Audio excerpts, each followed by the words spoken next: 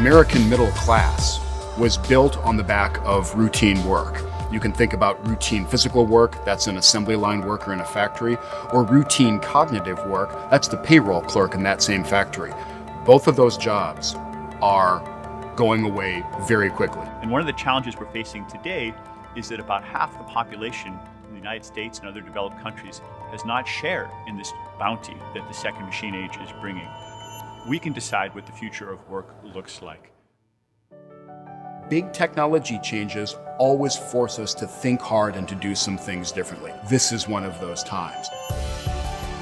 With the Inclusive Innovation Challenge, we are seeking to identify, recognize, and reward the innovators that are using technology for inclusion, for shared prosperity. Inclusive innovation is tech-based innovation that gives the average worker greater economic opportunity. We should be making it easier for these new technologies to roll out and to create not just new jobs, but new goods, new services, and raise living standards. We're looking for organizations that have solutions which are working today, and they're benefiting working people right now. They're beyond the idea phase and are in the implementation phase and are already succeeding. The next decade could be the best decade in human history if we harness technology for the many, not just the few. Congratulations to the finalists in the 2017 Inclusive Innovation Challenge.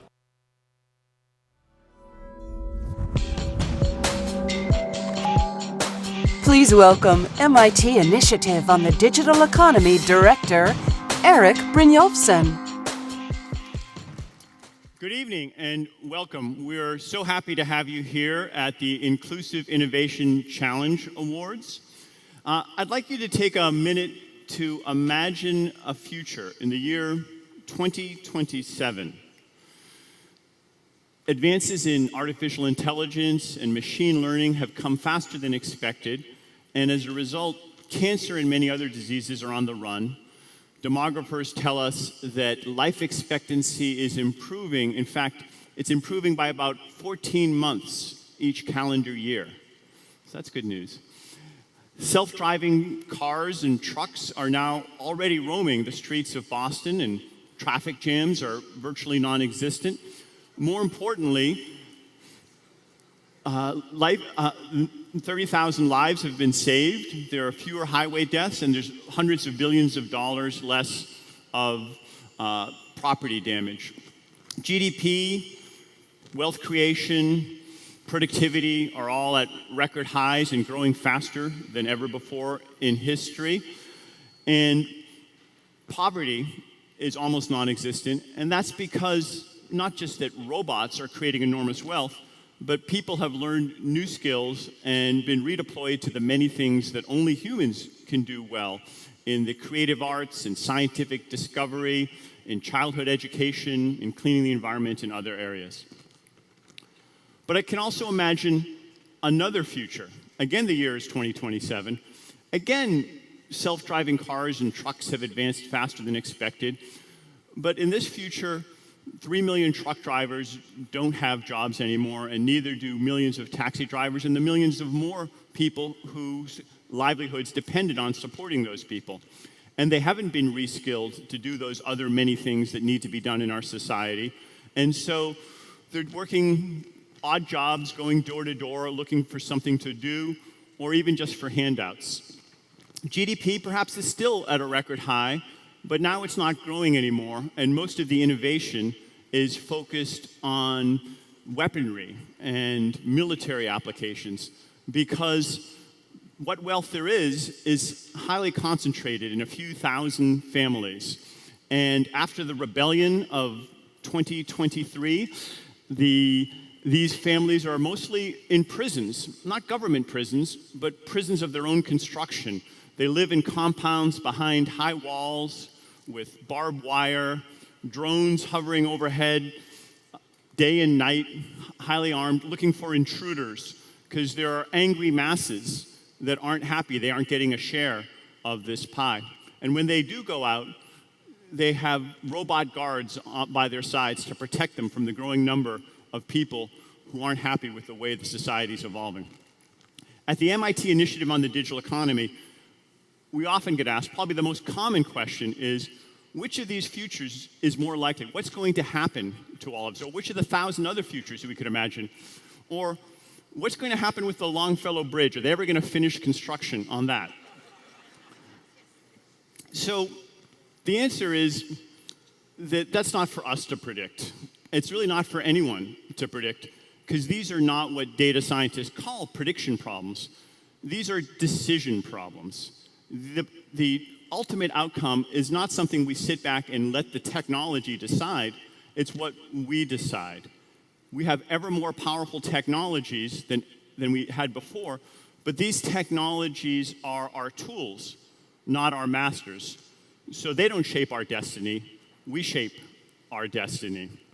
The reason we created the Inclusive Innovation Challenge was to help guide a path toward more shared prosperity, more inclusive innovation. We firmly believe that there are many possible futures, and the one that will ultimately happen is the one that we decide to make happen. And the good news is there are tens of thousands of people and organizations that are working towards a future that uses technology to create benefits for the many, not just for the few.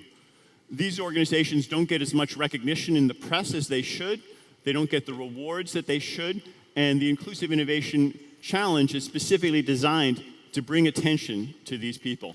So I'm very happy tonight to be able to say that we'll be giving out $1 million in awards, thanks to the generosity of Eric and Wendy Schmidt, Joe Easton, Google.org, the Joyce Foundation, and ISN, and recognize the individuals and companies and organizations that are doing this, and hopefully inspire more people to work towards that better kind of a future.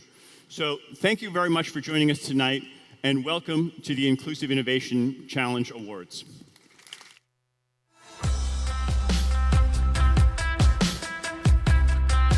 Introducing IIC Executive Producer, Devin Cook. Good evening, everyone. Thank you so much for joining us. As Eric said, we launched the Inclusive Innovation Challenge 2 years ago for one reason, and that's that we felt that too often we're seeing headlines about the robots taking our jobs, or that AI is going to take over the world and automate away all of these roles that we've come to hold dear. And at the Initiative on the Digital Economy, we fully believe that we have the power to actually create a future of work that is brighter and better for all of us. But that's only possible thanks to the incredible work of inclusive innovators, these global organizations that are using technology to reinvent the future of work, specifically to create more shared prosperity in the digital era, taking all of that wealth, prosperity, and progress that digital technology has created and making sure that more people around the world are experiencing those benefits. So you may be wondering, how are we going to achieve this with the Inclusive Innovation Challenge?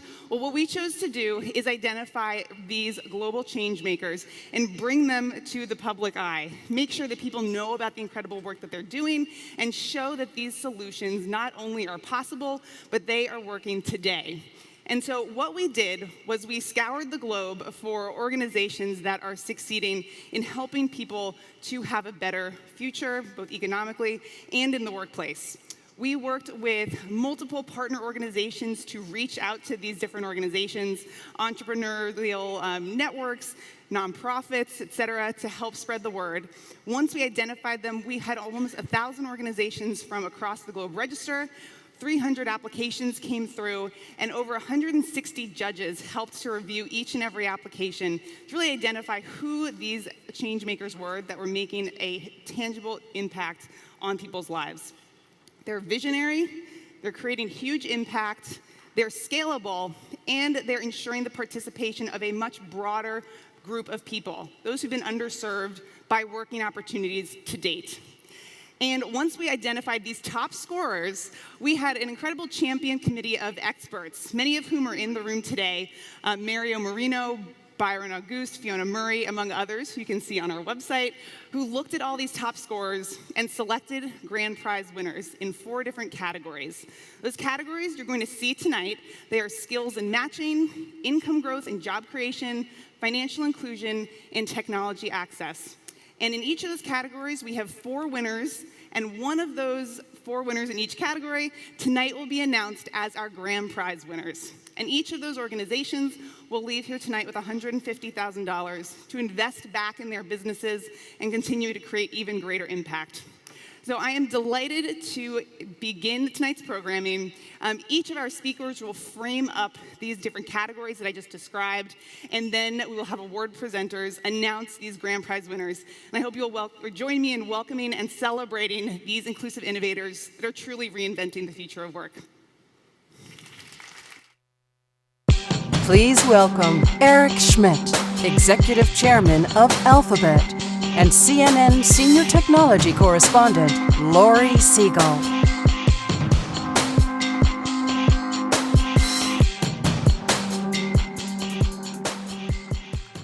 Hey guys, I think this is on. Thanks for having us. It's so good to be here with you, given all the work you're doing in this particular field. So let's just start off with, you guys had a pretty big announcement today that pertains to kind of what we're going to talk about tonight. So tell everyone what you guys announced. So when Eric and Andy first talked to me about inclusive innovation, it was obvious strategy. You can't have a tech boom unless everybody participates. And the way jobs and so forth are going to be shaped will determine a lot of the outcome over the next decade.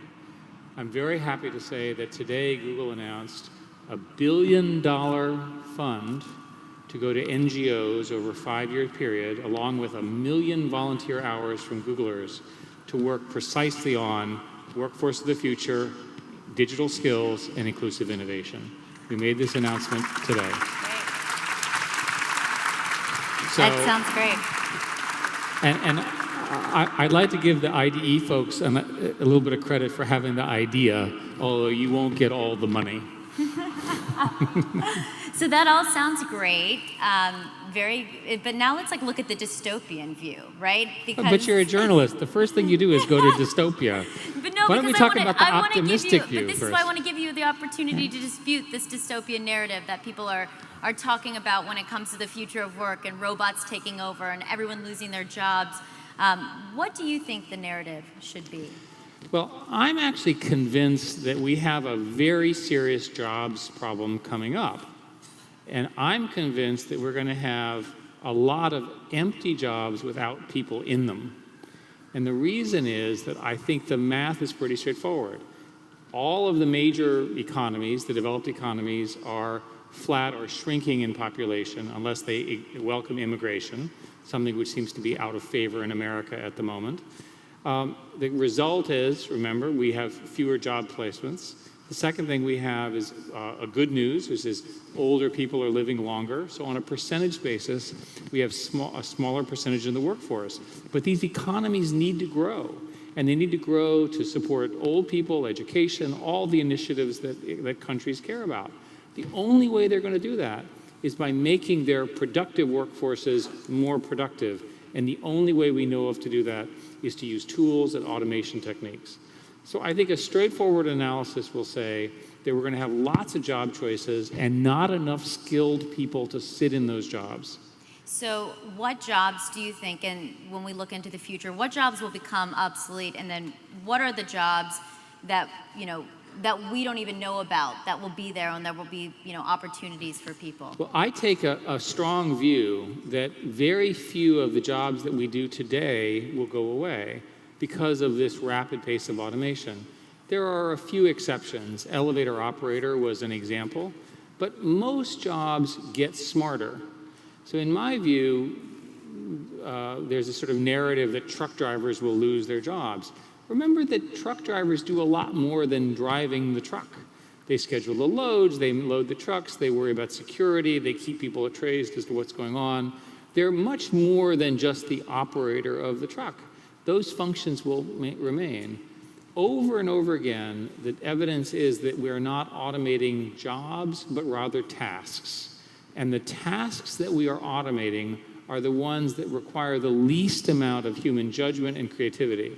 So in my view, what will happen is as computers become more a part of the daily work life, right, in all forms, people will have more opportunity to use the things that we're good at. And by this, I mean every human, not just the elites, not just the best educated people. Can you give us some examples? So what does that look like? Show us the future. Well, the ones that I'm personally most interested in have to do with science. And the simple example is, I talked to my physicist friend, and I said, what would you like a computer to do for you? And he explained some very complicated thing in physics that I didn't understand. And he said, the problem is there's so many papers and there's so many references and there's so much research that has preceded me. What I'd like you to do is to build a system that can read all the papers and kind of check my theories. Think of it as a physics assistant, okay? So let's think about your daily life. Many of you use Gmail. Gmail has a system called Smart Reply that's been trained. It's been trained, by the way, by somebody who's cooler than I am. So the proposed answers are cooler than my answers. But that's okay, I don't mind being cool, at least on email. The important point is the fact that Smart Reply allows me to reply quicker means eventually these systems will help really manage my email and therefore some of my decisions. Over and over again, when I talk to people, they spend all day now in these incredibly busy lives making all of these choices. They often have no idea whether they want to go to the movies, have dinner, see their husband or wife, deal with the kids or what have you. Computers will be able to help you make those decisions in concert with you. We do look at automation and the idea that some of those jobs will be lost. There are some that'll help, we'll be able to do our jobs better, as you were just saying. But there is retraining that needs to happen, and there do need to be people who, like you, are talking about these things and helping people as this shift happens. So where does that responsibility lie? Is that in tech companies like Google, entrepreneurs? Is that in corporations? What role do you think the government and policy should play in this shift? Well, our company is doing our part with this fund. We've also announced something called Google for Work, which is an attempt at that. We have a program called Google for Entrepreneurs, which is an attempt at helping here. So we're trying our model. My own view is that corporations are going to have to do more and more of this. And I mean all corporations, not just tech companies. And the reason is that the government systems are very slow moving here. There are all these government retraining programs and so forth. Their effectiveness has been limited. And it's time for tech companies and others to embrace new training models, new tools.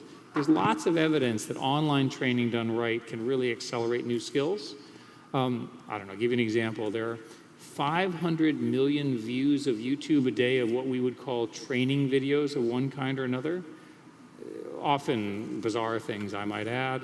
But the important point is that lots of people are curious to learn something new. YouTube plays its part. I'm sure there are many other things that can be done. I also don't think that retraining is enough. I think we're going to have to think about more flexible working environments. It's important to have a sort of a security net for people who lose their jobs at least temporarily in this sort of more active global economy. All the things that you've heard about before. When you look at artificial intelligence, can you get into some specifics of what's the specific role AI is going to play in the future of work? Well, today, AI and machine learning is essentially sophisticated pattern matching. If you use Google Photos, you can ask it to tell you what's in a photo. It'll learn that from a large number of photos, it will tell you. If you use Google Translate and Google Speech, you'll do the same thing. What it technically does is it takes Google Speech, it puts it into a mathematical construct that looks like a photograph, and then it basically uses the photograph and our image, the equivalent of our image algorithms, to figure out what you said and then translate it into another language. 2 weeks ago, we announced products which are essentially earbuds, where you can speak in one language and they come back in your language, in your ears, and the translation is dynamic. Can you imagine? People have talked about having the equivalent of a babblefish, which is what that really is. If you remember Hitchhiker's Guide, this is MIT, so you probably do. If you remember that sort of concept of universal translation, people have talked about this forever, right? Think about how many wars and conflicts and so forth that were started because of miscommunication that might be avoided now in the future. So those are some examples of the short-term things. One of the things you conclude from you analyze this technology is that computer vision is better than human vision, which means that the car should drive itself. And as Eric mentioned earlier, in the optimistic scenario, in a decade, 30,000 lives have been saved because cars are being driven by competent computers over incompetent drivers. And if you've been anywhere near one of the tragedies of a car accident and death, you know how serious this is in our society. I'd be curious to know your thoughts on, the ethical questions that we're facing when it comes to AI and the future of work. What do you think are the biggest priorities when we look at the ethics of it? So in the ethics thing, people always ask the following question. They say, you're in a car and you have a choice between hitting your mother and your child. Which one do you choose? These are the important questions in car mechanics. And I always answer by the same thing, which is that if you were driving a car and you had to make that choice as a human, which one would you make, right? Mm-hmm. And hopefully you don't ever have to make that choice. And good news is it's a rare, if ever, choice. So I think in most cases, the ethical decisions will be made by humans, not by computers. In my vision, these computers are assisting us. There are very, very few cases where a split-second decision that is a life and death decision is going to be made by a machine for all sorts of good reasons, including the fact that the machines are not perfect. They do make mistakes. When you look at the future of work and the distribution of jobs, I think that's something a lot of us think about. Some of the better jobs aren't evenly distributed across the country, seem on the coast. So how do we address that challenge of creating jobs just outside of these economic powerhouses that we normally know? Well, this, of course, is the goal of this challenge, right, with new ideas. Roughly 80% of the jobs in the U.S. are service jobs. So we always talk about manufacturing jobs and all of that, but the fact of the matter is most jobs in America are service jobs. And so spending our time making those higher value-added jobs, right, should increase wages. In manufacturing, which is easier to think through, if a worker is working with a machine and the combination of the worker and the machine is producing a greater unit output, then it makes sense that their wages would go up. It also makes sense that they would need higher educational achievement in order to operate the machine. One of the good pieces of news is that people are now learning how to program robots so that they can be trained by their operator. So today you have a robot and you have a human, and the human programs the robot and it does its thing. But the best kind of manufacturing is where the human shows the robot what to do, the robot learns it from positioning it or what have you, and then as things change in the manufacturing process, the human guides the robot to do the same thing. That technology is available today. On the services side, it's clear to me that the paper-pushing jobs can be replaced by people who have more judgment. And that's no different from the development of word processing 20 years ago. In Silicon Valley, now there's a lot of talk of universal basic income and the people that will lose their jobs, or the types of jobs that will go, what will happen to them. And so folks like Mark Zuckerberg, Sam Altman have talked about this concept of universal basic income. Is this something you agree with? I'd be curious to hear your thoughts on that. The universal basic income is attractive, but at the moment the math doesn't work. If you sort of do the calculation of what's needed, there's not enough money in the system to produce it. Under various assumptions, you can get there, but I think at the moment, you couldn't turn it on today and make it work. I think it's a fine portfolio phenomena. My own view about this is that inequality is not a solved problem. One of the problems you have in the information age is you can have global winners. Google is an example, Facebook is an example, and so forth. And the people who found those companies and work in them will probably have higher incomes than everybody else just because of global scale, right? So how do you want to solve that problem? We have many tools. The most obvious are redistributive taxes of one kind or another, which has worked pretty well. I have a feeling that the inequality problem is not going to be solved by having large numbers of entrepreneurs, because entrepreneurs will themselves be successful and create new large organizations. So we're going to have to come up with other policy tools, whether it's universal basic income, various forms of tax credits, earned income credits, those sorts of things, educational credits, or just straightforward redistribution. The most interesting idea I heard was from an economist who said, what we should do is we should have a new tax. I said, okay, great. And the new tax is to fund the education of the children of the people you displace, Eric. And I said, okay, we'll put that one on the list too, on the argument that they'll need help to become great leaders in this new society. I think we're open to all of those ideas. I saw some saying that robot labor should be taxed to pay for services for people whose jobs have been displaced. What do you think? Well, there are lots of models of the form of taxation. I think if you're going to start doing taxes, you better have a tax strategy that works across all services. So you can imagine a situation where you tax service income, which would have a bias in such a way that you would not roboticize. One of the interesting things about America is that there is a preference for capital spending in our system. And so there are incentives for the businesses to substitute for labor capital. So you could imagine political systems, and again, I'm not advocating them, but I'm saying they're part of the portfolio, where you made it easier to hire more people.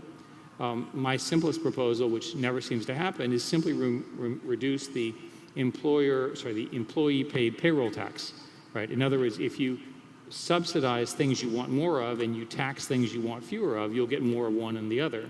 So there's plenty of tools that are not even about robots, but where we could somewhat shape this to be more inclusive.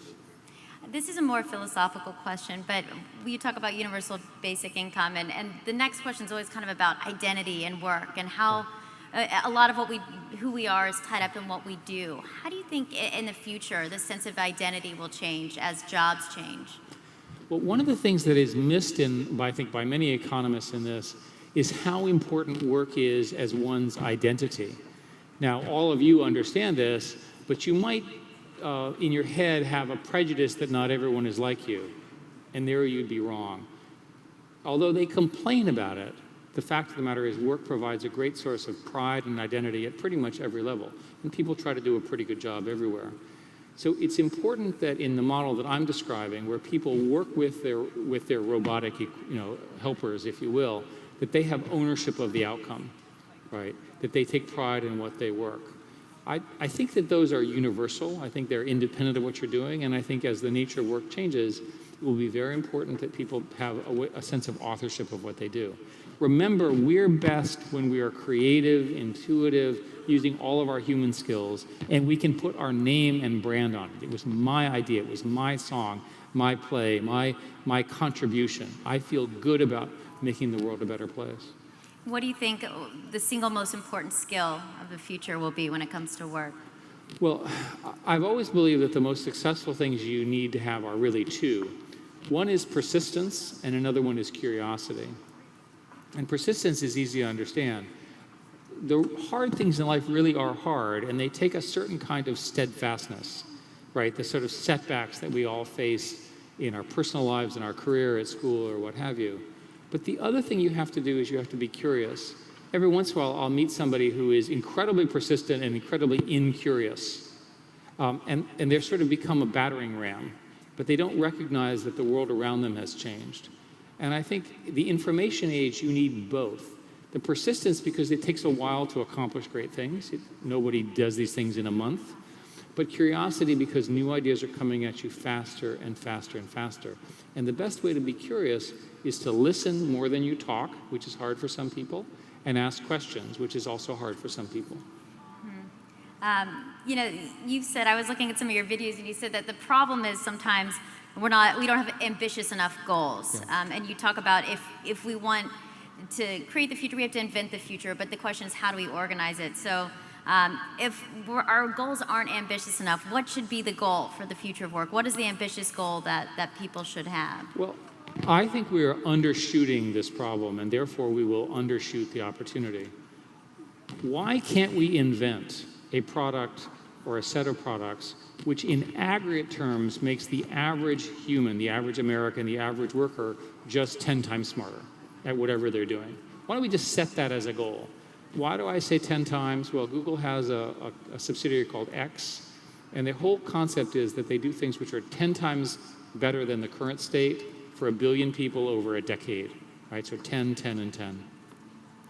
And those are difficult to identify, but we've done a few, including some of our healthcare work and some of our self-driving work as examples, as well as our AI work. The important point is that if you don't set a high enough goal, even if you sort of partially get there, you won't aim high enough. So why don't we list all the things that are frustrating to us, and I'm not talking about our politics here, transportation, communication, healthcare, and fix them. So typical example, here in Boston and in Cambridge, you have some of the world's leading medical centers and so forth. I know, for example, that there is the use of the data, big data, would allow you to accelerate the cures for many, many diseases. Why don't you all just agree to fix that, right? Why don't you collectively have a meeting and say, this is crazy. The tools are available, we can unleash it. That's just my pet example, but there are probably many. I mean, we don't want to get too much into politics, but what could the current administration do to ensure that, that we're going in the right direction when it comes to some of these changes that are happening pretty quickly? Well, the current administration is largely not at the table on these matters. They have not appointed the science advisor to work on these issues. And the current administration is well documented as trying to reduce funding in basic science, education, National Institutes of Health, and so forth. So the current administration's policies are going in the wrong direction, and I'm not sure how to fix that. Wow. But do you want to give, if you were talking to Trump right now, you want to give him a really quick, here's what you could do? Well, let's start by deciding that science matters, that climate change is real, right? I don't need to talk about this audience. Why don't we try to run things based on facts rather than theories, right? We know a lot of things now. We also understand how to change them. But I would tell you the most important thing that any administration can do is to focus on the support of basic research. Companies, including ours, have a natural incentive to work on translational research and R&D in the lab and so forth and so on. But the basic research, the stuff that's so difficult to do, which, by the way, in many cases was led in this part of the country, right, is not getting the funding that it needs. If you look at, everyone here cares about health, right? The initial grants for NIH investigators are now in their early 40s, right? How do they survive between the time they graduate for their PhDs to the time when they get their first grant? It's crazy. They don't get tenure, they can't make it. Right? So there's something wrong in a system where we are globally leading in basic science, basic research. 18 of the top universities in the world are in the United States, many of them here in Boston and Cambridge. It's crazy to me that we would not fund those investments because they are the opportunity for the future. And they literally will create the wealth of the society 10 years, 20 years, and 30 years from now. It's great to see tech companies like what you announced doing what you guys are doing. There's increasingly a lot of pressure on tech companies. And some people are even calling for regulation. When you look at Facebook and Google, people worry that these companies could even be becoming a monopoly. So what is your response to that criticism? Well, I think in general, the information industries, of which we are an example, are impactful enough that we should expect to have a lot of pressure. We should expect regulatory pressures, those kinds of things. When people start saying specific regulations, I say, well, okay, would you rather have us make this decision or the government make this decision? So in Google's case, we do ranking, and our ranking by definition is we have number 1, number 2, number 3, number 4. Now, if you'd like the government to write a law to tell us how to do that, start writing that law. It's a very difficult law to write. So I think a more realistic goal is to protect the things that we care a lot about, things like privacy, access, and so forth, and then either regulate those, many of those jobs or laws are already on the books, or have conversations with the companies. It's in our interest to do the right thing for our consumers, especially in the areas of privacy, empowerment, and things like that. As a woman, I ask this question. The future of technology, the future of our industries relies on the people coding the future, and we want those people to be diverse, and we want all sorts of people creating that future. Increasingly, we've heard countless stories of harassment. I mean, Hollywood's the latest, but in the tech sector, we hear about this more and more. So as a major leader in technology, what can you do to help change the culture of sexual harassment and assault in the workplace? Well, we have tried over the years, I've been at Google, to work very hard on this. We've always had many female leaders, board members, and so forth and so on, and of course, they're fantastic. In tech, on the engineering side, there are fewer than 20% of the people in the kind of stuff we do are female. There's good news that this incoming class of students at MIT, Princeton, Stanford, Carnegie Mellon, and so forth have a much higher percentage of women than are running around in our today's workforce. So I think this problem solved itself just in masses over time. during this intermediate period, it's incredibly important that we be sensitive to women's issues and so forth and so on, unconscious bias, and we have whole programs around that. I don't know how to answer that question except to say that inclusiveness really does mean inclusiveness. It also means that you have to police internal prejudices. So we had a big incident with a gentleman who had concluded that women were his inferior, and we fired him. And we fired him because you can't have such people in your workforce, right? It's very difficult for a woman to work with a man who is so prejudiced. And I think you want to establish as a workforce that first the science says women are equal or better, so what's the problem? And second, you can't work in a prejudiced environment. It just doesn't make sense. When we go back to the future of jobs, you're an optimist. Why are you an optimist? Well, I think the history is with me. So for my whole life, there's been nothing but concern over automation and the loss of jobs. Let me observe that the stock market is an all-time high, that on a relative basis, unemployment is the lowest it's been in a long, long time. And this is after incredibly disruptive technological changes over the last 20 years. Remember the Rust Belt, remember Y2K, remember all of that.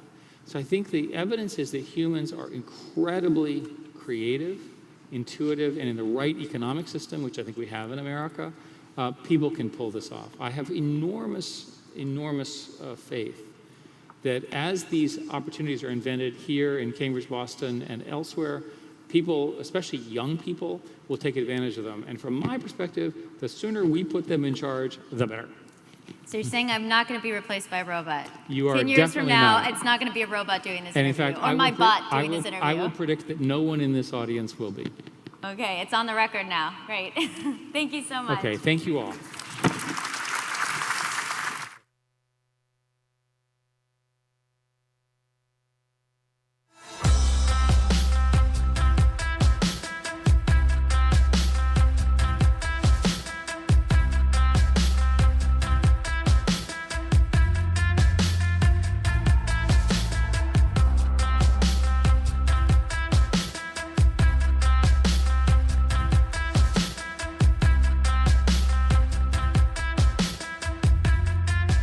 To introduce the finalists in the IIC Income Growth and Job Creation category, please welcome Zeynep, Adjunct Associate Professor of Operations Management at MIT Sloan School of Management.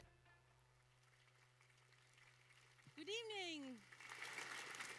So I love the optimism from the discussion of Eric Schmidt and Laurie Segall, and I think Eric did a fabulous job identifying how we can use technology not just to create jobs, but to create better jobs, right? So we can use technologies so that they complement people, so that we can take the routine things away, the tedious tasks away, and let humans contribute in ways that humans contribute best with their empowerment, their judgment, and their creativity.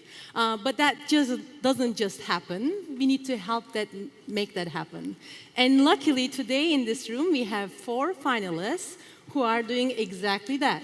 So I am so happy to announce and introduce the 4 finalists in the income growth and job creation category that are using technology to increase shared prosperity. So let's learn about them. The finalists for the MIT Inclusive Innovation Challenge Grand Prize in the Income Growth and Job Creation category are Hogaru.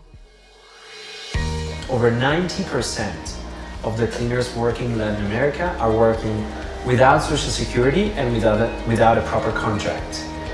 All of our cleaners are properly employed with Social Security. They receive benefits like access to education and access to microloans, and that represents for them an opportunity to grow both professionally and personally. Our technology allows us to optimize our costs too. For example, technology automatically assigns cleaners to clients, tells the cleaners at what time they have to leave home, which routes to take, and even send alerts if they are not on time at the right place. We will do this through technology. Technology can bridge the gap between the need of professional services and the need of stable jobs. Logistimo. Logistimo is a tech platform for strengthening last-mile supply chain and logistics. Tusker is a service offering on that platform that has enabled reliable value chains by providing an affordable logistics network for rural businesses. For the drivers, this has resulted in stable income and a safe work environment. It is well understood that logistical inefficiencies interfere with social and economic development in these frontier markets. Over the past couple of years, with support from the Shell Foundation, we've created a business that not only strengthens rural supply chains, but also creates livelihoods for drivers and laborers alike. Technology has typically displaced jobs, but in the spirit of social development, where the ultimate goal is self-reliance, Tusker has empowered communities to do better and to do it together. SkillSmart. There's a lot of debate around the skills gap, and generally that debate exists at sort of national and global levels. And that debate is able to permeate because, if you see that there's a job deficiency in New England, well, there's a workforce in South, New Mexico that could fill it. SkillSmart right now is working in the hospitality, cybersecurity, and IT and advanced manufacturing spaces with employers to help them define what skill sets they need. We then connect to job seekers. We're an online platform where job seekers can register, log on, and better understand the skills that are needed for a job. If there's a gap, we say these are the skills that this employer wants that you don't have. And then we connect you to the appropriate training to say that this is a place where you can go to develop this skill set so that you can be more competitive for this opportunity. Tuteria. Hi, my name is Godwin Benson and I'm the founder and CEO of Tuteria. So our mission with Tuteria is to improve access to quality personalized education across Africa. In less than 2 years of operation, we've been able to create jobs for over 800 tutors across Nigeria, including students, unemployed graduates, low-income professionals, and even school teachers. We've been able to revolutionize access to quality, personalized education within Nigeria, and we've only just gotten started. In a couple of months, we're looking to spread our impact across Africa in order to create more jobs for thousands of teachers, and at the same time, impact on millions of students on the continent.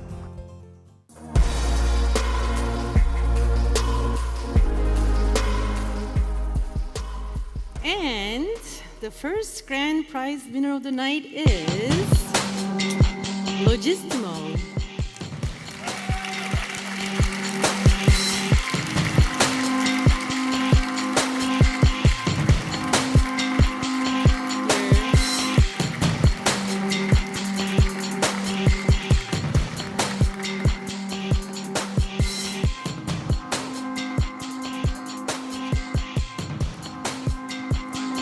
Create a job just hauling this back to India. It's pretty heavy. Well, it's an honor to receive this on behalf of the team that's put Tusker on the ground. I can tell you it's been a long, hard slog, so it feels good to see some recognition for some of the livelihoods that are getting cemented really in the field. So I'm hoping that we can actually grow it and scale it up. So far, so good. Yeah? You want to say something? Thank you.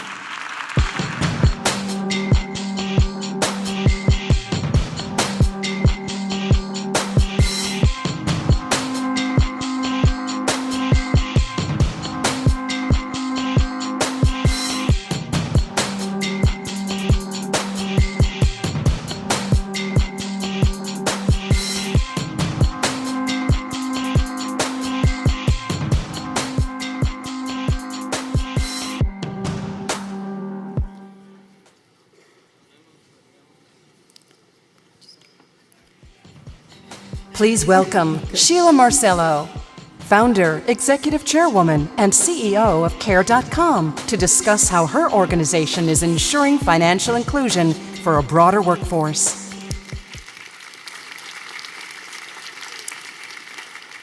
Good evening, and a big congratulations to Logistimo. Love Hub Week and the Inclusive Innovation Challenge, and a big thank you to MIT.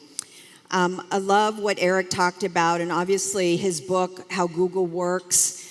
And since Google isn't just a care.com client, but it also happens to be the gold standard for benefits against which so many companies rate themselves, I think he could write another book called How Google Cares, especially with the announcement they just made with $1 billion in 5 years towards NGOs and 1 million of hours by Googlers in volunteerism.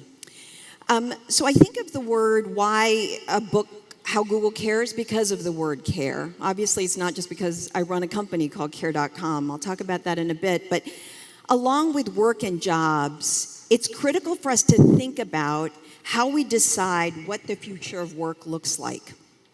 Here's why. I have a question for all of you. How did you get to sit here in this audience?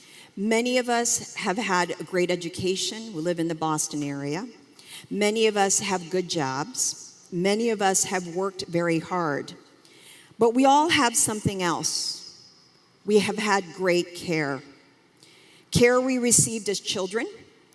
And it's been critical for our brain development, since 90% of brain development between the ages of 0 to 5 is due to early childhood education. Care for children of our own.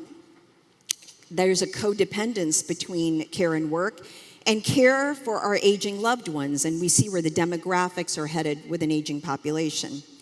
Everyone from the start of life to our work life and to the end of life is dependent on care. But care is one infrastructure, interestingly enough, that doesn't get a ton of investment. I know Eric talked about how research is suffering now with this current administration, but yet we spend billions of dollars in research, in roads and bridges, and lots on supporting infrastructure so that we can drive to work and it supports us to be able to help the economy grow. But we overlook the most fundamental need that every single one of us have to work. Care is that fundamental in driving jobs and the economy. And this isn't about us being the largest player, 24 million members, because we're only 4% penetrated in this very large, fragmented market. It's still really early, and it's often an infrastructure that's overlooked. Technology has made it easier than ever to be a consumer, and for our next generation, it's easier than ever to be a builder, and there's a ton of builders in this room. And as you look to innovate on the future of work, I suggest to you that you can't actually do that unless you're also talking about innovating when it comes to care. So I'm going to ask 3 critical questions to consider. The first one is, what does America run on? A, Google, B, Dunkin', C, care. I think you're going to know where my answer is. And with all due respect to what Eric just talked about, it's not Google. And with apologies to our very own, and of course New England's beloved Gronk, America does not run on Dunkin'. It sounds a little like a crazy ad, but it's true. America actually runs on care. Care is key to inclusive growth, and it is key to tremendous economic growth. For parents and young children, members of the sandwich generation, and some of you in the audience are there, and those are you dealing with adult and senior care responsibilities, all those groups that number in the millions, there is a codependency between care and work. About 70% of moms work outside the home, and more than 90% of dads are in the workforce. The show of hands, if some of you are wondering, like, does this even pertain to me? You're COCare.com, why does this matter? How many of you have children? How many of you have nieces and nephews? How many of you have been children? Okay, so now let me bring you back. Picture a scenario. It's 7 a.m. Your daughter has a fever and you can't go to daycare. And you have a 9 a.m. meeting with your boss. What do? Extrapolate that out to millions of working parents around the world. American businesses lose billions, that's B, billions every year in lost productivity costs due to care-related issues like absenteeism, turnover, and of course, distractions. In our world, we call a lack of presenteeism. And since the 1970s, virtually all economic gains of the American middle class can be attributed to workforce participation. If women around the world worked as much as men, according to McKinsey, GDP growth of $28 trillion would happen, and that is the equivalent of the combined US and Chinese economy today. The ability of Americans to reconcile work and family is essential to the economic growth, the stability of our families, companies, and the economy. And by the way, even Google and MIT run on care. Both provide their employees access to Care.com's corporate benefits product we call Care at Work. It's an employee benefit. The importance of this service actually inspired Alphabet's Eric's capital G to invest in its first ever public company, which is Care.com. Now, Leila Sturdy, a partner at Capital G, is on the board, and many of you at MIT may not know, Ronnie Mae Weiss works really hard to lead MIT's Work Life Center as a regular advisor to how we can improve our service. We're really excited to partner with Google and MIT and other clients in many ways. The need for care is greater than ever.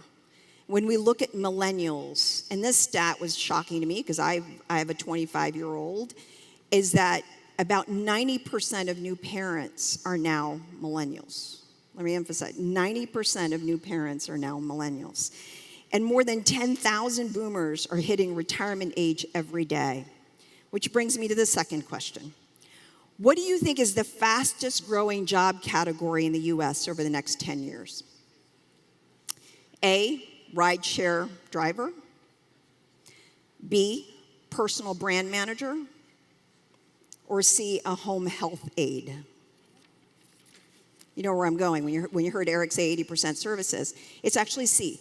Home health aides and non-medical direct in-home care are growing at almost 5x all other job categories. 5x. We've heard the fear that robots are eliminating all jobs, and that's not the case in care. That said, we've got a right to be cautious, and we've been talking about it with Eric's interview here around the impact of automation and employment. As machines get smarter, AI will have an impact well beyond manufacturing in the Rust Belt. It's impacting food prep and tax prep, a wide range of fields. I recently attended Milken and listened to a presentation by a professor at Singularity University and also where Watson was presented, IBM's Watson. AI could also impact roles in finance and legal. I think it's likely going to happen. But while the threat of automation hangs like a gray cloud that we worry about in many industries, could you imagine Google's Home or Amazon's Alexa to soothe your crying baby? There was a New York Times article recently about this. Could Siri help your father who just fell down the stairs? There's simply jobs where humans cannot be replaced, jobs poised for rapid growth. By 2024, there will be nearly 350,000 new jobs in the field of care. And that's an increase of 80%. A lot of people don't process that because we don't actually value the job. And these jobs, these caregiving jobs, are something that we really need. So AI, artificial intelligence, is not a replacement for HI, human interface. But it can supplement. And as Eric said, machines are there to assist us, not displace. The future of work will be built on jobs that bridge technology and humanity. And the right marriage between those two can solve a lot of societal problems, ones that we can create value for those that are undervalued and drive economic growth, which brings me to the third question. How do we value the invisible? That which isn't packaged, shipped, or stored. Here's a question within this question. What's the value of a ride to the airport? I've asked, if you got asked this question about 10 years ago, you might have said something like a cup of coffee or a tank of gas.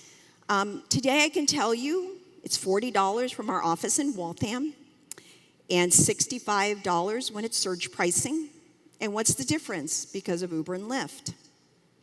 On these platforms, including TaskRabbit, Care.com, the gig economy gives us a way to attach value where it once was an intangible. My son, who's a 25-year-old, as I mentioned, Ryan, told me a story that really illustrated this point. He and his friends shared an Uber and remarked how awesome it was and how cheap it was to get to the airport. And he was living in the DC area. He turned to his friend and said the ride was cheap. I have to tell you, I felt like a proud mom when he told me the story, because it was on the back of the driver. The platform kept the prices low by keeping the driver's wages low. The fact that he was thoughtful around that mattered a lot to me. A similar dynamic plays out in care. Because so much of care and domestic work is provided by friends and families, or it happens under the table through handshake agreements, more recently on Venmo as well, it traditionally hasn't registered as an economic activity. If it did, McKinsey also estimates that the value of unpaid work, especially of women, is about $10 trillion. That's about the size of China's GDP. But despite its import to families and our economy, and the systemic devaluing of care work has left us with a very real prospect of a caregiver shortage. Care work is essential, I've mentioned, to allow our loved ones to age gracefully, die with dignity, and provide early childhood development for our children, which is critical to the success for later in life. We have to elevate care work to the stature that is respectful and more befitting of its role in the lives of our children and our seniors. I don't know if many of you know this, but an average caregiver in this country is paid $9 an hour. That's below minimum wage. An average golf caddy is paid $17 an hour. We do not value this necessity that we have in society. In elevating the stature of work, we can attract caregivers to this profession and formalize this invisible economy and boost growth. Platforms like Care.com are a way to do this, a way to codify employment arrangements, encourage fair wages, clear expectations, legal payment. Keeping the care economy above board could have profound effects for everyone. Families and caregivers can now use HomePay, which is it's the largest household tax and payroll service in the country. And over the past 25 years, we have contributed $750 million to Treasury. And we're only scratching the surface. That's a very small penetration of the market.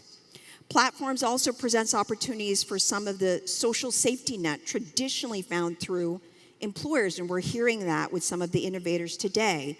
One of our innovation is Care.com benefits. Last year, we saved our caregivers who signed up for benefits an average of $3,000 per person on health care premiums.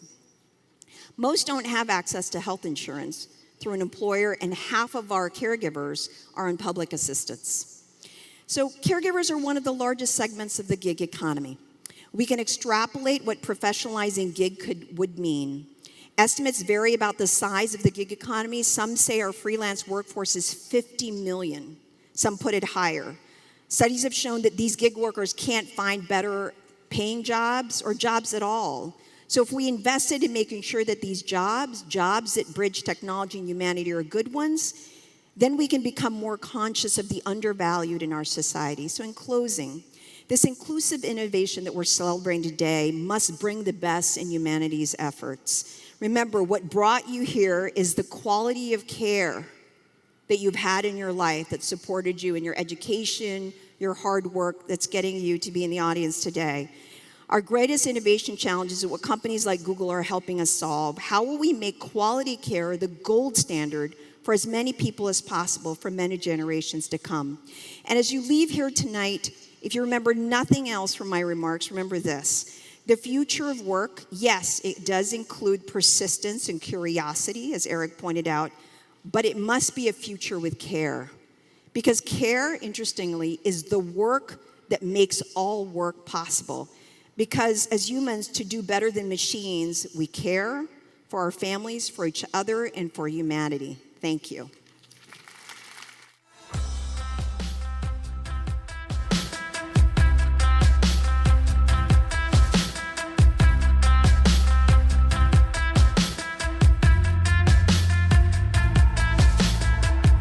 To introduce the finalists in the IIC Financial Inclusion category, please welcome Andrew Dunckelman, Economic Opportunity Lead at Google.org.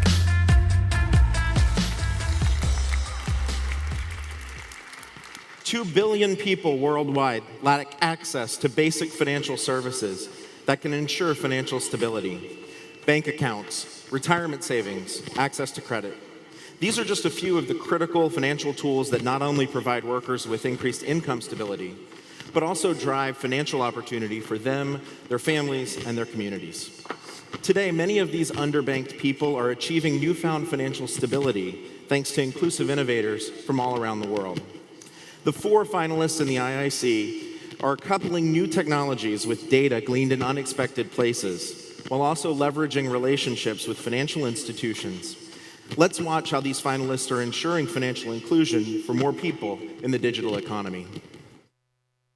The finalists for the MIT Inclusive Innovation Challenge Grand Prize in the Financial Inclusion category are AidTech. Hello everybody, my name is Joseph Thompson and I'm the CEO and co-founder of AidTech. And AidTech's mission is to bring social and financial inclusion to the world's undocumented and underserved population via a digital identity using groundbreaking blockchain technology. We decided to use blockchain technology and carry out the world's first delivery of international aid ever with the Irish Red Cross to Syrian refugees in Lebanon. And what we did is we were able to trace every single cent of that donation and that money across to 500 Syrian refugees. Nominini. Hi, I'm Vahid. I'm founder and CEO of Nominini. Nominini is a technology solution provider for informal merchants and enabling them to do basic transactions from mobile top-ups to banking. The issues Nominini is trying to solve is for consumers, providing access to digital financial services in their communities, and for merchants to improve their businesses by providing them a broader range of products to sell, to make more profit and attract more customers. The profits stay within the community, which is really important. We rather work with local retailers who can improve their businesses gradually. Using our services, they can add more profitable lines to their business, and they can keep those profits in their community.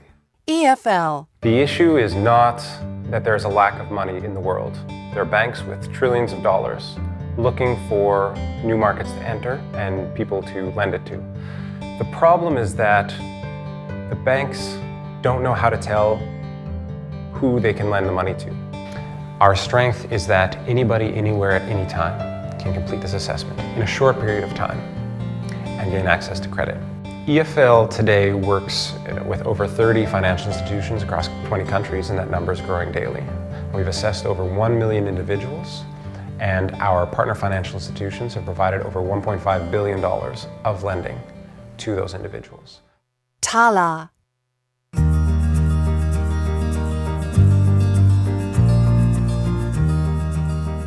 At Tala, we developed an Android application that allows us to instantly credit score someone by using just the data on their smartphones. And then based on their creditworthiness, Tala will actually take the first risk and lend to these individuals. And we found that the problem of financial access was ultimately a data problem. Because there was a lack of data on these customers, banks weren't able to actually provide financial products to them. And what we're really trying to do is open up financial access, choice, and control for the underserved around the world.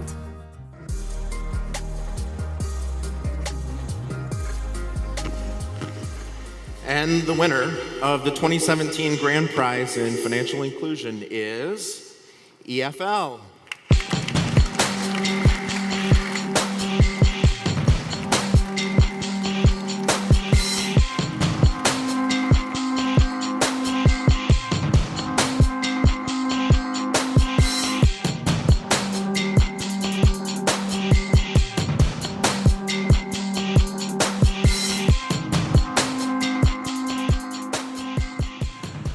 thank you so much to all the supporters. It's been fantastic to meet this group of people that we're working alongside. As you can tell from the name of this award ceremony, the Inclusive Innovation, inclusive means you're not working within the system, which is tough. So it's great to meet other folks that are working alongside us. Innovation in these markets is tough, whether it's with financial institutions, educational institutions, or government.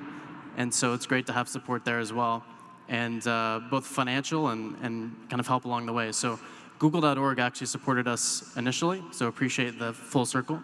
And then to be here to accept this award is fantastic on behalf of our 50 employees, who we call ELFs, in 10 countries around the world. So thanks so much.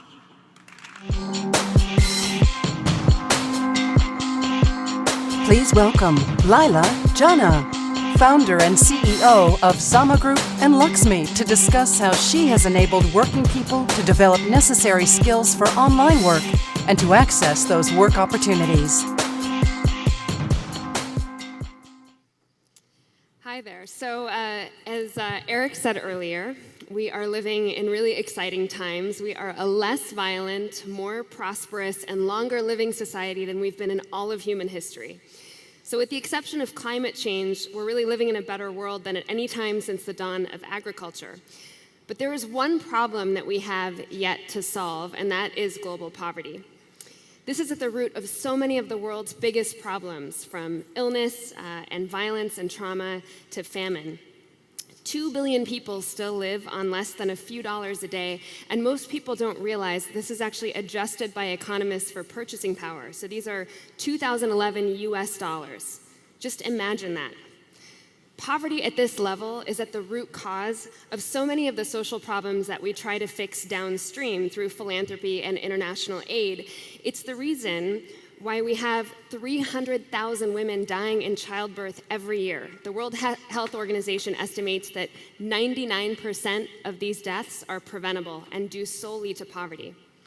It's the reason that 780 million people live without access to clean water, and it's the reason that 2.5 billion people don't have sanitation, basic toilets. Let me humanize this a little bit. 3 years ago, I met a young man named Ken Kihara in a slum called Mathare in Kenya.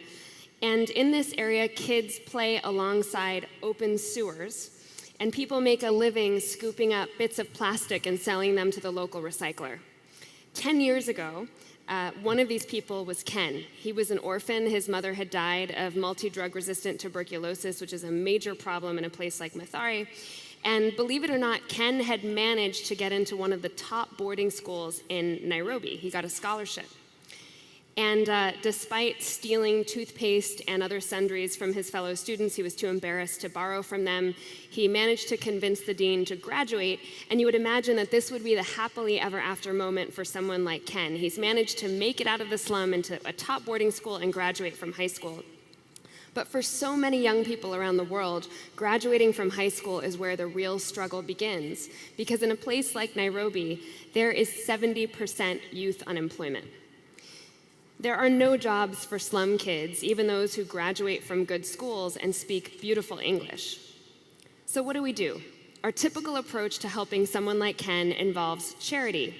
We fundraise so that we can maybe build a school in Ken's community, or maybe we can build him a well, or maybe we buy a pair of shoes so that someone in his community can get a free pair of shoes. We invest in aid. And how did this all start? Well, the international aid industry, believe it or not, got started in Europe. It was American food aid to Europe after World War II. This was the era of the Marshall Plan. And after the relief effort subsided, these organizations that gave aid were then funded with big allocations from Congress. And that's how aid began. That's how these organizations began expanding to other regions like post-colonial Africa and Asia. And so this is how the multi-billion-dollar aid industry got its start.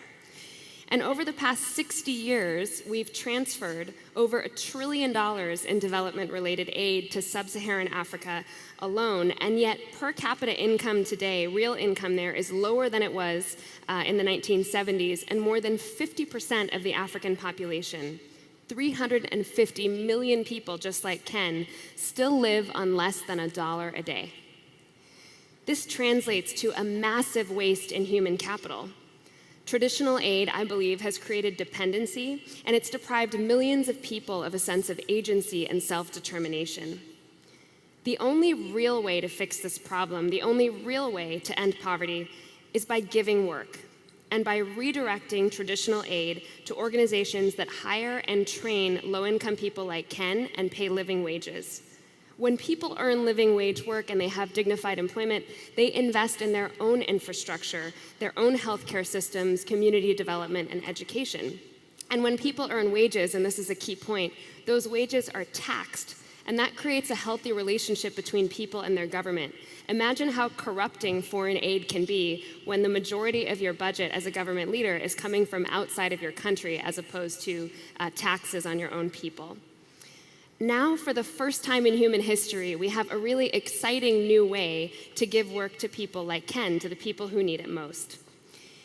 In the last decade, 3 new fiber optic cables have arrived in East Africa, dramatically lowering the cost of the internet there. This is actually a photo we took in northern Uganda. This is what fiber optic cable looks like as it is literally being rolled out across the continent. And this new connectivity is a huge deal for people like Ken, because in the industrial era, capital could move freely across borders, but labor could not, right? And so the digital economy circumvents this and theoretically allows people in poor areas, people like Ken, to transcend geography and for their fates to no longer be determined by an accident of birth. And if you think about the size of this industry, it is staggering. Just taking computer vision alone, this is a hot new area in Silicon Valley, this industry will reach $33 billion by 2019. So there is huge demand in digital work in fields like image tagging for the algorithms of the future, the algorithms that power self-driving cars. All of this technology needs massive amounts of training data, which can be done remotely with all of this new internet infrastructure. So in 2008, in response to some of these shifts I was seeing in the market, I formed an organization, a nonprofit social enterprise called SamaSource. Sama means equal in Sanskrit. And we teach digital skills to people like Ken so that they can perform tasks like image tagging from local computer centers. We call it impact sourcing. It's the idea that we can drive social impact through the supply chain in big technology and data companies. Since we've started, we've done projects for Microsoft and Google, and a lot of our work happens in computer centers that look totally non-traditional. This one here in Nairobi is on the main road to the airport. We employ only people who previously made less than $2.50 a day. One of our centers in northern Uganda is built inside shipping containers, and it is entirely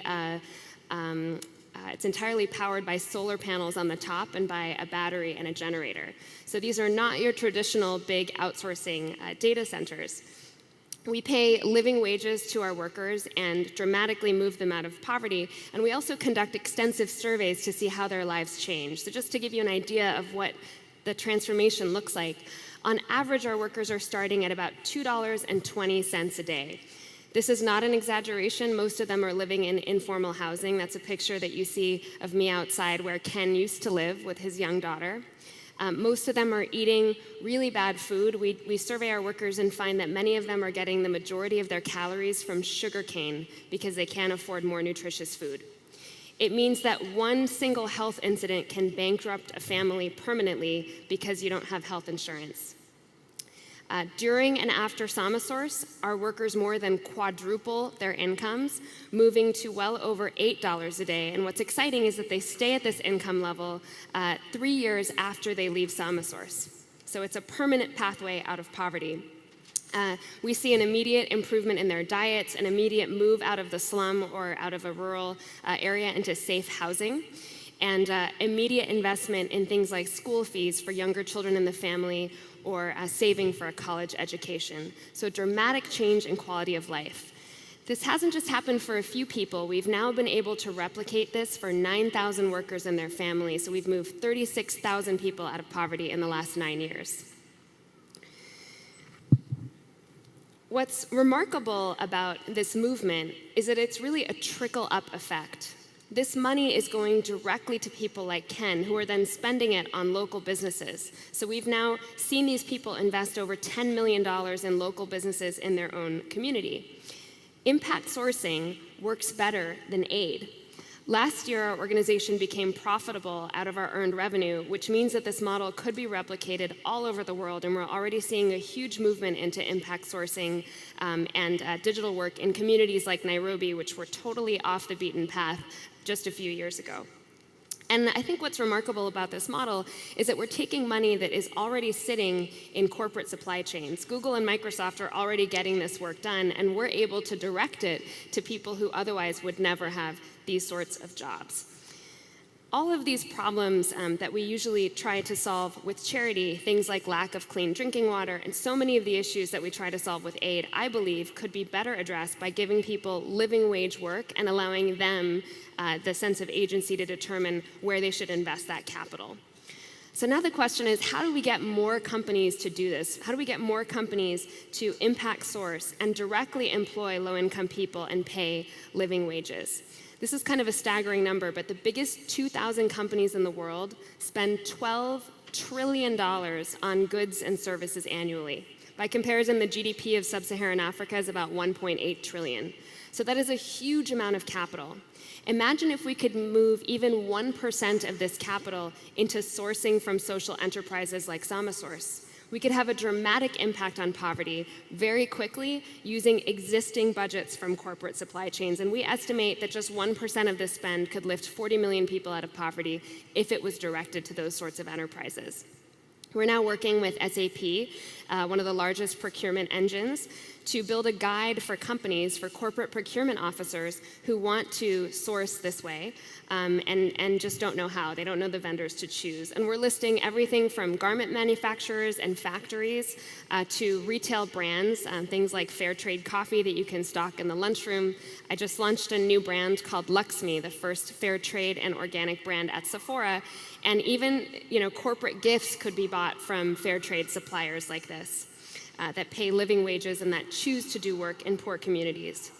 My hope is that one day there will be subsidies for companies that choose to impact source and incentives for city governments to do this in their own communities. Imagine how powerful it would be if city governments had an incentive to source from social enterprises that were hiring people coming out of prison or who had other employment barriers. This is currently done in other countries, and it's rarely, if ever, done in the US. I just wrote a book on this subject called Give Work. I think the argument is quite clear, and I'll be signing copies after this in the bookstore if you'd care to learn more. And I really hope that this idea of sourcing from social enterprise becomes more of a movement. There is so much power and so much evidence that when we give money directly to someone like Ken, we can have a much greater impact than through traditional government-to-government aid transfers. It is so easy to get discouraged these days watching the news because despite so much progress, it seems like there's just an inevitable stream of disasters, of environmental and social disasters. But I see so much hope in this new kind of capitalism, in this idea of social enterprise. The government, the coalition government of the Netherlands, 2 days ago just wrote their business plan for the next 4 years. And I think it might be the first government that includes social enterprise as part of the strategic plan of the country. So this is now really becoming a movement. I see hope in giving work to people like Ken, who recently told me that thanks to work, his entire life has changed. He moved out of the slum. He's now trained 500 people to do work just like him. The last time I saw Ken was in Beirut, where he had just launched a program for SamaSource, training Syrian refugees to do digital work from local computer centers. What more hope might work bring? I'm so excited, and I hope you will join me in finding out. Thank you.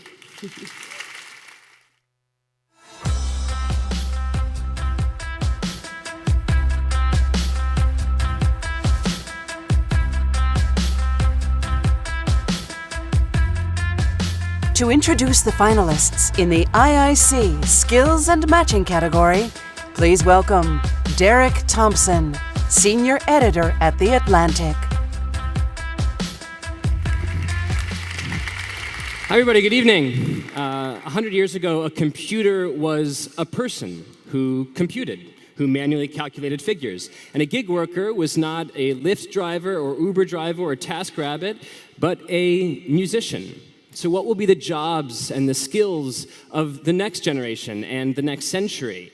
Will we tend to elders, or will we tend to robots who themselves are tending to elders? Will we write music or novels, or will we write code and marketing decks and PowerPoints? We're about to watch some videos of people who are in the skills and matching category who see many of these challenges as opportunities. Let's watch some of their innovative solutions to these problems. The finalists for the MIT Inclusive Innovation Challenge Grand Prize in the Skills and Matching category are iHub. When the iHub was founded in 2010, little did we realize that we had spurred a revolution in the tech ecosystem across Africa, and that we'd be constantly challenging and influencing the development of technology. We get a lot of developers coming to us with raw skills looking for work. In Kenya and the region, unemployment is critical. We want to build a world-class platform that can better showcase our community's skills and relevant experience to meet the growing demand for jobs both locally and abroad. Launch Code. There's a huge problem in America and in all the places where Launch Code works. Employers everywhere have this huge need for tech talent, and it's not being met. And at the same time, there are all kinds of people out there who are excited about tech, but they haven't had an opportunity to step into that gap. And so Launch Code exists to solve this problem. One way we do that is by providing truly accessible training for free to people that's job-focused, that helps them get the skills they need to become an entry-level developer.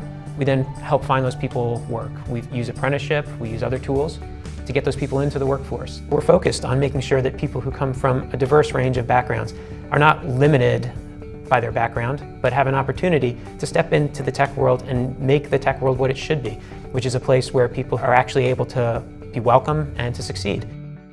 Leap Skills. By 2020, India will be the youngest country in the world. And with almost 2/3 of the population in the working age group, developing our human capital becomes extremely critical. My name is Ankit Durga and I'm a co-founder at Leap Skills. Over the last 4 years, Leap has trained over 6,000 learners and helped them become employable. Our goal is to mentor, train and support students who are looking for employment and are unable to do so even after their college programs. What sets Leap apart is our strong focus on employment. With the use of technology, Propeller can be customized to suit the needs of different industries that need spoken English as a prerequisite in their employees. In a country that speaks over 100 languages, Propeller, through the flexibility of its technology and the convenience of our classrooms, enables students from diverse backgrounds to build a career of their choice. New Day.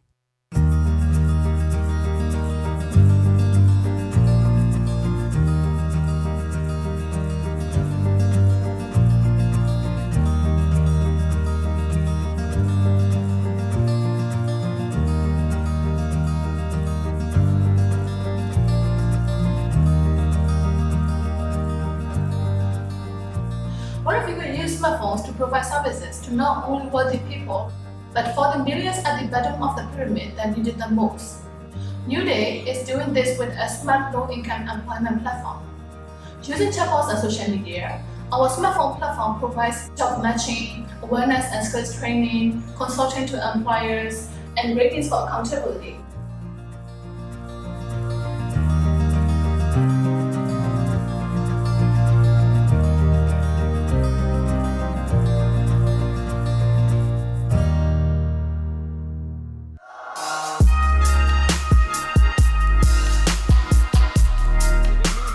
The 2017 Grand Prize winner in the Skills and Matching category is Launch Code.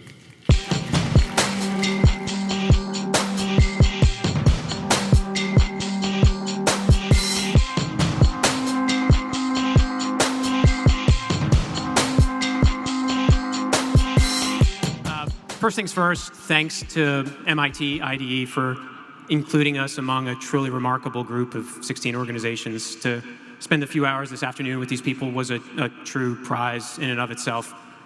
As far as Launch Code and what we do, we look at the way that we currently hire software developers in this world, and what we do today, it works for a few people. It works good if you have a degree from MIT. It works well if you have a great network of people already who can connect you to that work.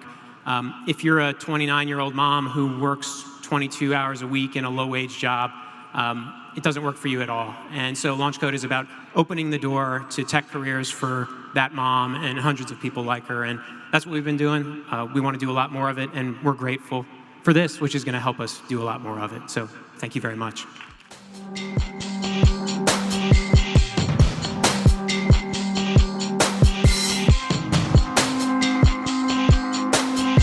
Please welcome Commissioner Mignon Clyburn of the Federal Communications Commission to discuss her passion, extending broadband access to underserved communities in the U.S.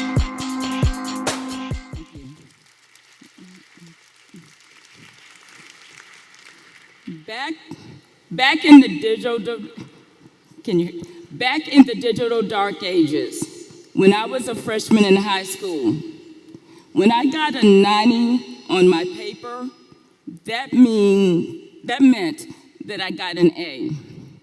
But in 2017, with 90%, I'm sorry.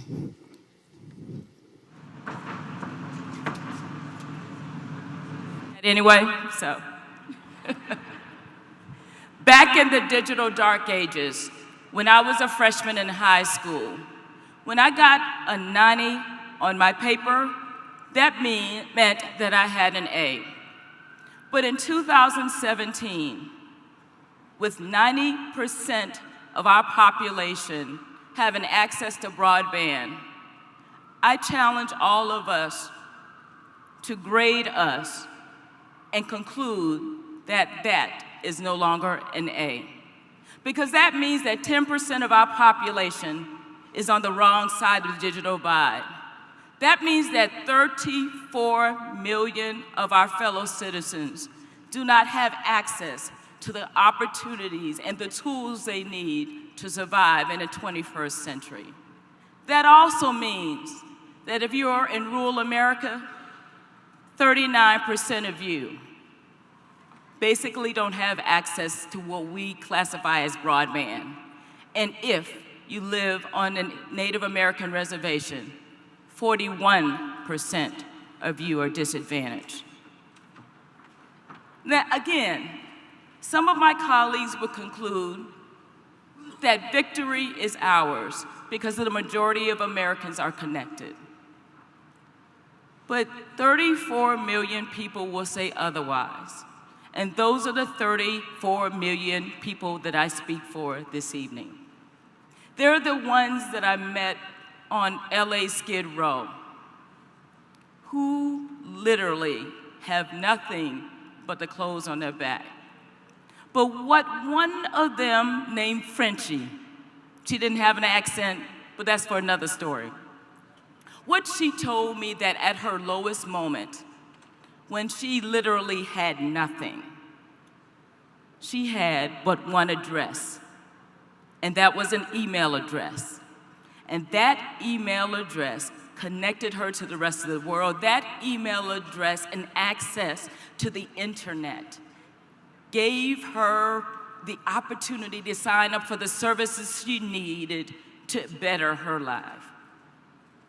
There are millions of Frenchies all over this country, but there are tens of millions of Frenchies that don't have access. We need good policies to ensure that Frenchie and all of those others on Skid Row have the opportunities they need to not only survive, but to thrive. I had the opportunity today to go over to Massachusetts General Hospital, and they told me about an incredible collaborative they have with several of the northern New England states, where they are binding and bounding and collaborating with others, 20+ hospitals and medical centers around this region, and they are providing 24/7, 365-day care to those, particularly those who are most vulnerable when it comes to stroke.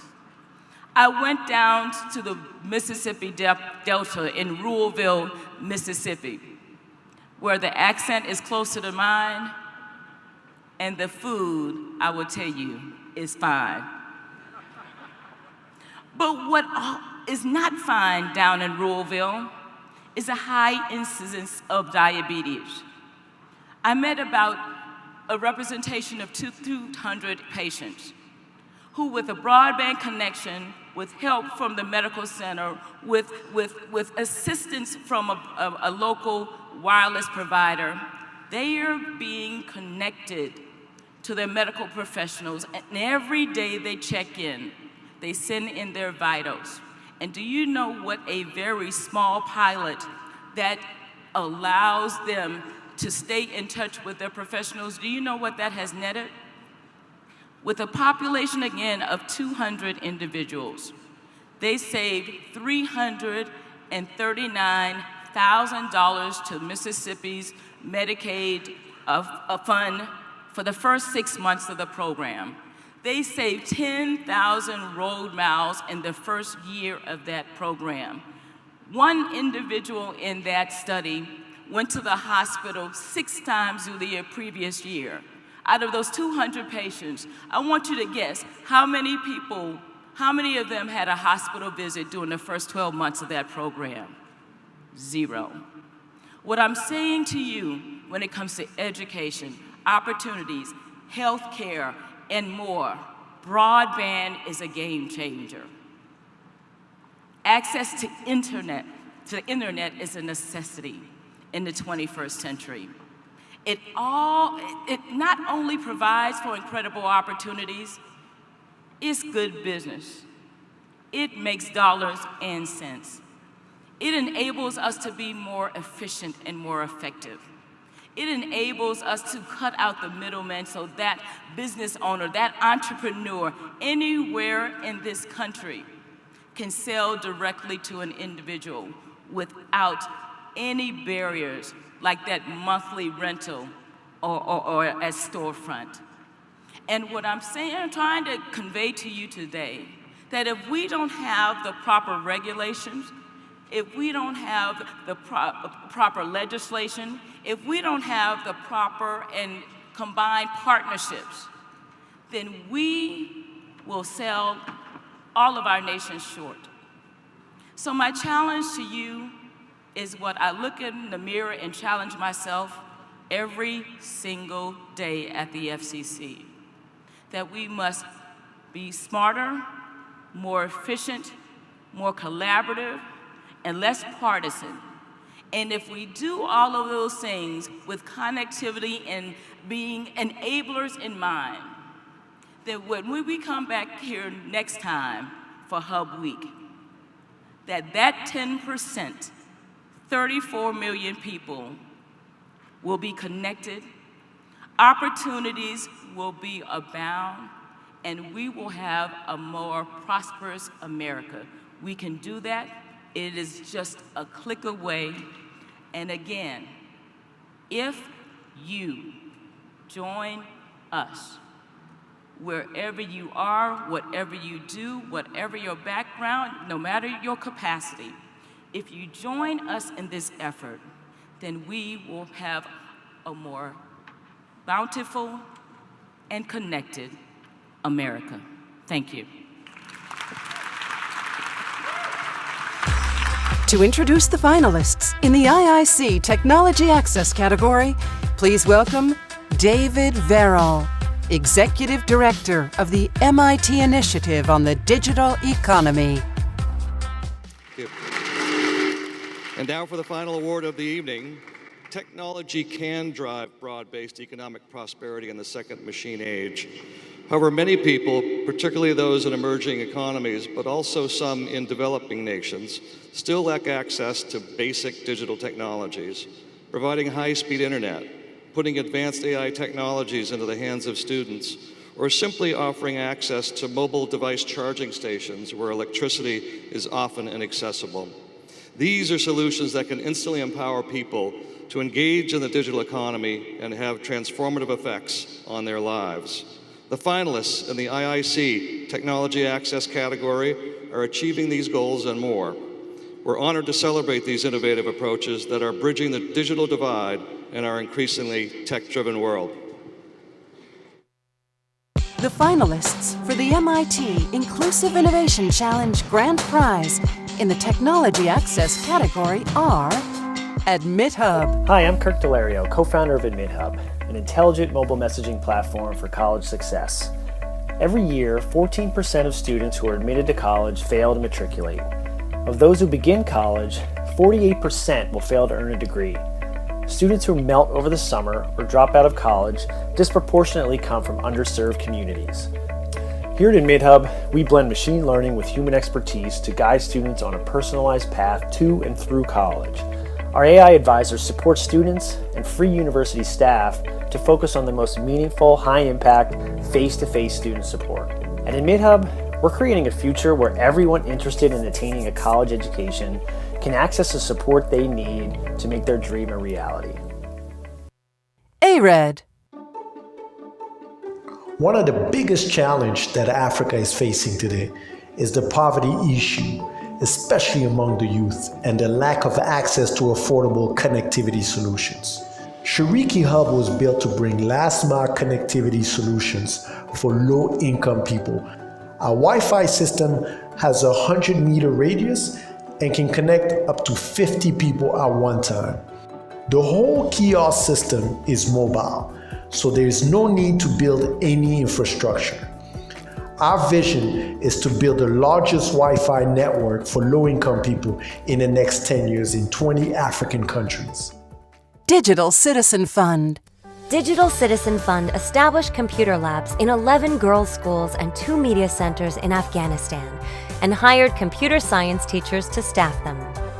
DCF has now taught 10,000 girls in Herat and Kabul coding, social media, STEM, and financial literacy. All of these girls are transforming how their families and communities see the role of women in society. Using the internet and their new skills, these women contribute not only to the developing economy of Afghanistan, but also to the changing social and cultural attitudes of a conservative country. .Learn.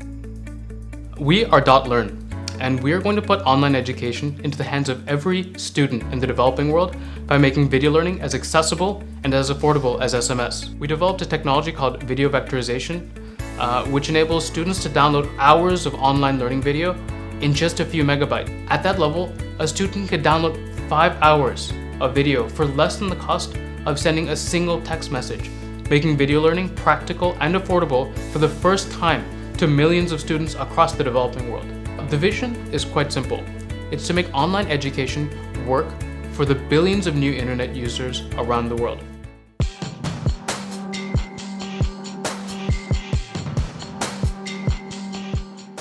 And the grand prize winner in the category of technology access for the 2017 IIC is MidHub.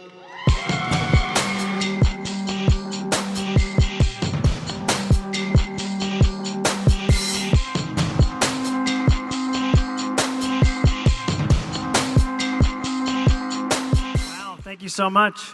I told you bringing the backup band was going to be a good idea.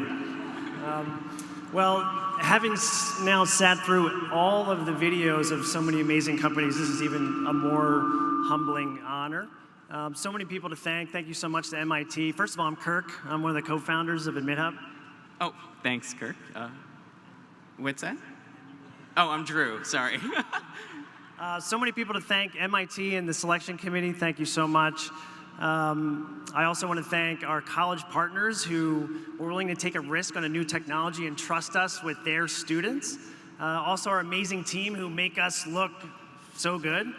And also our research partners, Dr. Lindsay Page from the University of Pittsburgh and Dr. Hunter Gelbach from UC Santa Barbara, who put us through some pretty rigorous scientific inquiry to figure out if what we were claiming was actually going to work.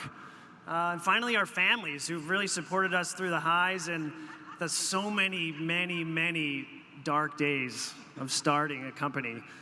So thank you so very much. We're so very appreciative. Thank you.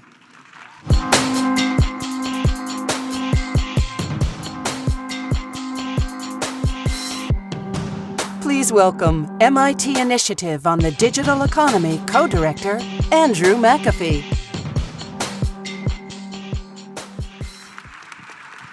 Well, good evening, everyone. Thank you for sticking with us for tonight. I have the happy duty of I'm just not that happy to end this because this has actually been pretty fantastic.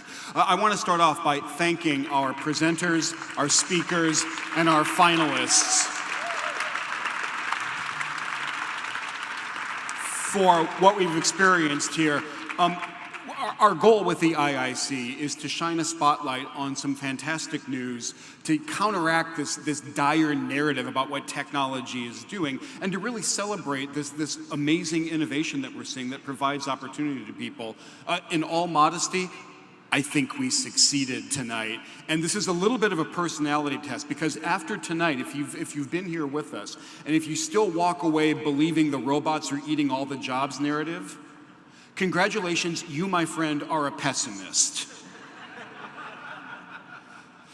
There are a number of people, like you can imagine, there are a number of people and organizations that we need to say thank you to. In particular, we have been supported in putting the IIC together by a number of foundations and other philanthropic organizations, and we're incredibly grateful to them. Could we get their names up on screen? Google.org has committed, in addition to the $1 billion from Google that you heard about earlier, Google.org, the philanthropic arm of Google, has committed $50 million over the next 2 years to understand and to advance the future of work in a healthy direction. In addition to which, could we get that slide back up, please? We really do need to say thank you to ISN, the Joyce Foundation, TDF Ventures, Accenture Digital, and the NASDAQ Entrepreneurial Center for making the IIC possible. We're incredibly grateful. There have been a few individuals who have also stepped up to support what we're doing here, including Gustavo Perini, Joseph Easton, and Tom and Joan Davenport. We're incredibly grateful for the individual support. We have a large number of partners that the team has worked with over the past year to put on the second version of the IIC. And then finally, of course, we're working with our home institution of MIT and the business school at MIT. The Solve program, Hub Week here has been an amazing partner and kind of host for us, and we're grateful for giving us this incredibly cool space to hold the IIC in. So thank you to all of them. The two final groups that I need to thank. First of all, like you can imagine, judging these entrants is a lot of work. It needs to be done very carefully with a lot of care and thought. And we have a set of core judges and Champions Committee judges who have done a huge amount of heavy lifting, and I think done it incredibly well. We are intensely grateful to all the judges who have helped us out. So if we could please have a round of applause for all the aforementioned people and organizations.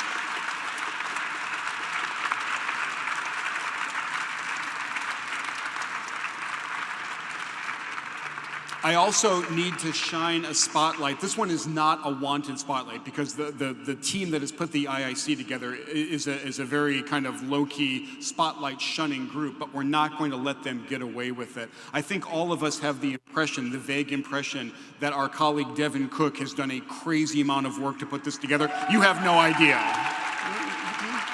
Devin, come out. Devin's back there. And Devin, when you come, would you please bring with you Susan Young and Shannon Farrelly, who are also just indispensable in putting this together. Thank you, guys.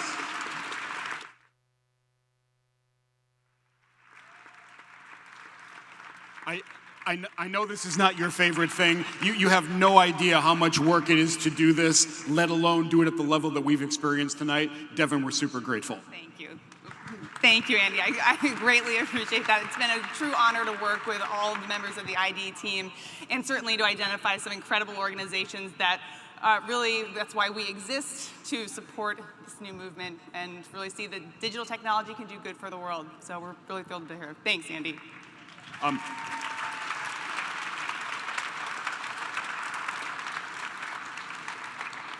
Very last thing, Devin told me as of yesterday that I would be closing down the IIC tonight, and she gave me 2 marching orders. Number 1, keep it short. Number 2, end on a high note, which is actually really difficult because the whole evening has been kind of a high note. So what's the higher note that I want to end on? The IIC is continuing and expanding next year. It is going global, and we are working with partners in different parts of the world because technology access, financial inclusion, skills matching, job and wage growth are very different in sub-Saharan Africa than they are in Europe, than they are in Latin America, and than they are in different geographies. We are working with partners to try to bring this energy that you sense in the IIC and dedicate it more specifically to different geographies. Watch this space over the next 12 months, and in 2018, we are going to bring you a much more lively and global inclusive innovation challenge. Thank you all for being part of 2017. We appreciate it.